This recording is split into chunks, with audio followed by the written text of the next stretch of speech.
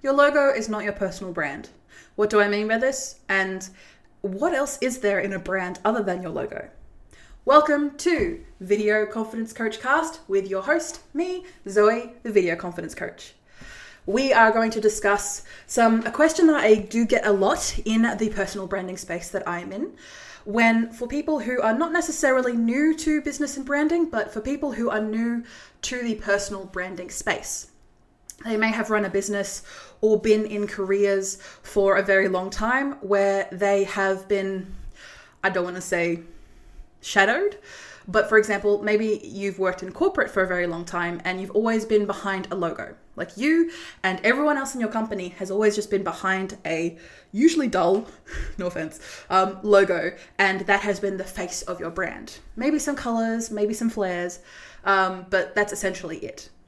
And moving to a personal brand, especially your own personal brand, it can feel comfortable to rely on a logo to be able to represent your brand entirely. And I'm going to caution you against that, not necessarily as a be all and end all, but I'm just saying when it comes to representing your brand, standing behind a faceless logo can do more detriment than good for your personal brand. So what I mean by that. So when it comes to your personal brand, there is more than just a logo. There is your face, your colors, the words that you use to describe yourself and your brand, and the words that you use to describe your customers.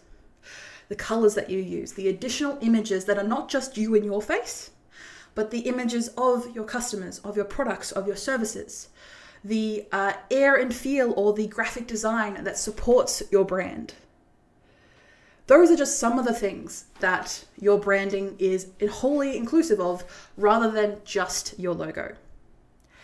And also, your logo can also just be something that you've hired a graphic designer to put together, usually with very minimal direction, because of course you're starting this out for yourself and you're not entirely sure what you need to do. All you know that is just like, hi, I like these colors and this is the target market that I'm working with. And that's usually it. And that is okay. Having a logo to start with, it's great. It gives you something to start off with, so then you can work your way up. Because you may not have any experience with graphic design, with branding yourself, or with choosing what options to go with when it comes to, for example, creating a social media post. Do I go with the square, the triangle, the circle? Like, it can become quite overwhelming if you don't have a direction in mind. But when it comes to your logo, where exactly do you see the logo? So in recommendations, now of course I come from experience with working with corporates and working with corporations where logos are kind of necessary in the sense that I need to have it on like any documentation that I give them. I need to have that in any like booklets or any work pages, sometimes on my website, on corporate pages of my website, where most of my branding is fairly light and fairly carefree, usually has my face in it somewhere, just so you know that you're talking to the Video Confidence Coach, and a lot of bright colors. When it comes to corporates, most of the time they just need the information up front, and I'm like, that is fine. Here is my logo. Here's the information that you need. Boom, boom, boom, done. When I'm working with corporates, I try and streamline that process for them. For other people who maybe are coming to learn about their own personal brand or what options they have, say for example, when it comes to mentoring or coaching for their business or podcasting or live streaming or other things that I do with clients, I like to be able to ease them into the process while also giving them the opportunity to take what information that is best beneficial to them as they go along reading through or watching the videos or podcasts that we create here. So when it comes to your brand, it's not just a logo. Everything that I've described so far, you can visually see that in your mind, or if you're the type of people that aren't able to see that visually in your mind, you can kind of get the idea though that a brand is not just a logo. You can base your personal brand around a logo, but that's not necessarily going to make it easier to connect with the type of audience that you want to bring on board. Because if everything is behind that logo, yes, after a while of communicating with people and reaching out to people, they might be able to see your logo and go, oh, I know who that is. I can put a face to the name. Would it be easier just to show your face and provide your face? Now, of course, when working with a couple of clients that I work with who are faceless in their branding, that is okay. Like, I want to stress, you don't have to put your face out there. And of course, with the rising security issues and threats, I totally get it. You do not need to show your face when it comes to personal branding. Everything else can support it, including your logo, but not just your logo.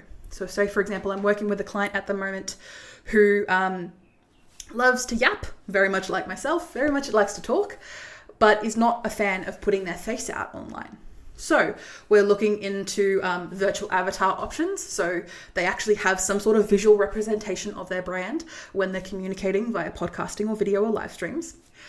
And they can also use that as an opportunity to then base the visual part of their brand on that light, fun, go happy lucky, as we like to call it, side of their brand, because that can work cohesively to say, for example, they like to use a lot of bright colors. They're very much, the work that they do is bringing out the inner child within mothers or people who have been catering to their own child's sense of wonder and whimsy as opposed to their own, and they're feeling a bit burnt out. As you could probably imagine, having that color and liveliness, but also with that adult twang of, being able to swear, is something that gives people the giddiness and the feeling, and also gives them a chance to then mentor or coach those people with that in mind. Because looking at their website, looking at the videos, looking at the fun that they have together, they can see, like, I want to be a part of that.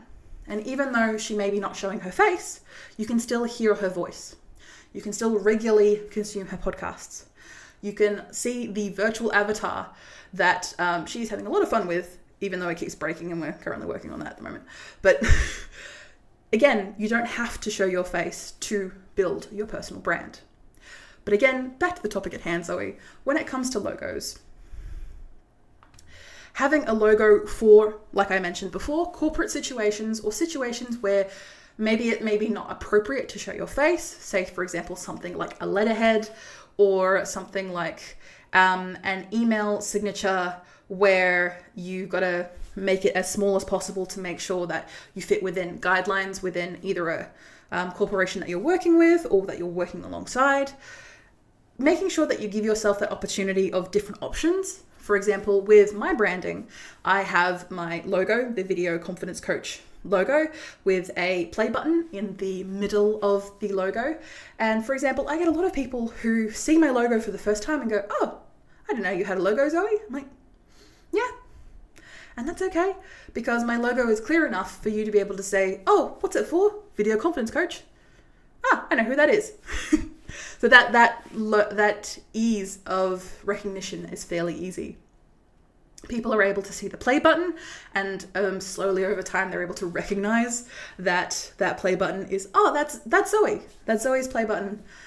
You can see that branding is working together. Again, with the everything else around it. The colors, the use of language, the use of facial expressions, the use of effects that are either on the visuals or on any of the graphic design elements, maybe some certain shapes or flares, or maybe some particular animations. Again, everything can work cohesively to create a brand. And if you are unfamiliar with that, I would recommend looking at some of your competition, collaborators, as I like to say, or some people who are in parallel fields to you. So what I mean by this, for example, you may be a makeup artist, but you, for example, wouldn't exactly be a fashion designer, but the type of clients who come to you think of you in the same sort of field. So look at the work that they're doing. See how every post that they put together has the same fonts, has the same colors, has the same image uses. Even though they're different images, they're definitely part of a whole theme. And ultimately, these decisions make it easier to make decisions when it comes to branding, graphic design, or anything like that. For example, I have a business associate of mine who was recently doing some photos. and we were chatting a little bit about how, all right, what positions do I use? Where do I put my hands when trying to take these professional photos that she is going to use across a whole plethora of things to do with her own personal brand and the brands that she works with. So I said, okay, again, thinking of the customer in mind, what do the customer needs? The customer wants to be able to see your face cleanly, possibly see a smile to know that they're welcoming and you are welcoming them into the work that you're doing, and to have both a fun, possibly have photos of you laughing, as well as photos of you like showcasing presentations and other things like that, as well as being able to sit there calmly and not corporate-y, but like with a straight back and presenting and leaning forward a little bit. Again, these type of photos are being used across all of their branding, website, emails, social media, everything is going to be used for at least the next 2 years, arguably. So they want to make sure that they've got all of the options covered for their needs. And eventually, when they go through those images, they might find that like, hey, the part where I'm sitting there at a desk leaning forward doesn't really look like me, Zoe. It doesn't really feel like me. Then don't use it. That's okay. Photographers are there to work with you. They have the audience in mind. They have the idea of who you're working with in mind. So they're going to work the photos to work with that. And of course, they're going to do their best to keep you happy as their customers. So again, when it comes to the work that you do and the branding that you have, being able to showcase this not just in your logo, and again, your logo can be quite boring, can be quite plain. Arguably, I get a lot of people saying, Zoe, your logo is quite plain. I'm like, that's fine, because it's there to do a job and it's there to be able to clearly read Video Confidence Coach, maybe with my little logo of that play button in the corner. So then I can use that in other areas of my website. Again, my face and my branding and the energy that I want to bring to my graphical elements, most of the time, does the job. I do use the logo as a way of just making sure that everything is consistent. But again, I don't always use it, and that is okay, because people usually find Video Confidence Coach and where that is useful for them. But again, making sure that your customer is what's in mind. Do you work with a lot of corporates? Do you work with a lot of C-suite or a lot of no nonsense? Hey, I'm just here to get the information I need and get the hell out. So utilizing a letterhead logo, information on one A4 page, so you can either print it, email it to them, send it to them, whatever. And if that's what you need, then have a logo. Do not neglect other aspects of your personal brand. But when it comes to the first steps, getting that logo done is something that you can do relatively easily, relatively straightforwardly, and if necessary, create it in Canva for free. I don't usually recommend it, mainly because a graphic designer brings a lot of wealth and knowledge to a project. And if a logo, like I said, if you are working with corporates and people are going to see the logo a lot more before they see you, then investing in your logo makes sense. Again, it's not the be all and end all. I want to stress that. Just because you've done one thing does not mean you don't have to do everything else. But the logo is not necessarily going to represent your whole personal brand. It's just going to be the first step for you, especially when working with corporates. When working with, say, other small business owners or working with the public, then utilizing your face and utilizing, for example, a set of colors or maybe a couple of shapes, something simple and easy for you to do, then that's going to be a lot easier. I'm going to stress that now. It's going to be a lot easier for you to be able to do that, because you don't have to think about, okay, I have to think about what images I'm using, and I have to think about exactly what Photoshop files or filters I'm using. Don't overcomplicate it for yourself. Being able to have that vision in mind of, okay, this is how I want myself to come across to an audience, then use the same photo of you. Sometimes I have had people mention that they can get bored of their own photos, and that's okay. It's not for you. It's for your customer, and especially new ones that come across you. Another element that I come across with branding that a lot of people usually forget is the use of music. Music that you have access to. Now, I do recommend using royalty-free libraries. Royalty-free is essentially music that is available for you to use in a commercial capacity, so for your business or your personal brand, that will not incur a copyright strike, will not, You won't put up a video that you worked really hard on and it's got 2 seconds of a Bruno Mars song and your entire video is put, or they run ads to it, like way too many ads, arguably, to the point where your video is almost unwatchable. So, of course, a lot of these people who own the rights to these songs will not let you use it willy-nilly. So, in those moments, being able to use something like, the YouTube audio library, that is royalty-free, I highly recommend using that just because it's already pre-vetted stuff. Obviously, it's not going to be your Taylor Swift's, but it is going to get the point across. And say, for example, with the work that I've used, I have my motif of trumpets. They are loud, they are attention-grabbing, and they are fun, and I just enjoy listening to trumpet music. So I'm inherently going to use that a lot in the branding and the work that I do. I like electronic, so as you've been able to see or listen to in the podcast, in those intros and outros, you would have heard some of that music that I like to use. And I have licensed that and paid a lot of money for that license, despite what YouTube thinks. But in those opportunities, I like to use brass and the visual aspects of trumpets, as well as actually showcasing the music itself, to be able to provide another layer of my personal brand that's not just me and my voice, or the way that I present myself, or the makeup that I put on my face. Clown makeup, as some old sad white men have commented. I like to do that. I like to have fun. I like people to be able to watch my face and go, wow, there's a lot there. Welcome to my life. So when it comes to your branding, as I mentioned, and as I wrap this podcast episode up for you, your logo should not be the end of your personal brand. It should be the one of many steps regarding your personal brand. You should use it as an opportunity you should use a logo in opportunities, for example, when maybe it's not appropriate to show your face.